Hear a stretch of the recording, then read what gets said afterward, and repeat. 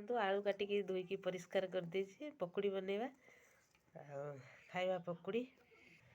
ଦବା ବେସନ,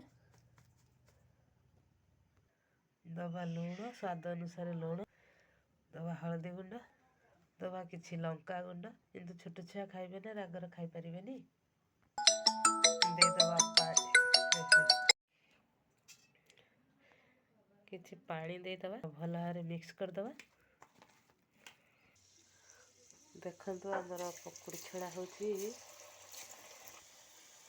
ଦେଖନ୍ତୁ ପକୁଡ଼ି ଆମର ହେଇ ଆସିଲାଣି। ତାକୁ ଗୋଟେ ଥାଳିକି କାଢ଼ିଦେବା।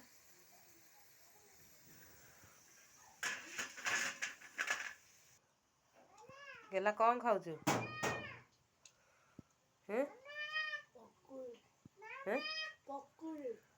ଭଲ ଲାଗୁଛି ନା? କହୁନୁ। ଦେଖନ୍ତୁ ଆଳୁ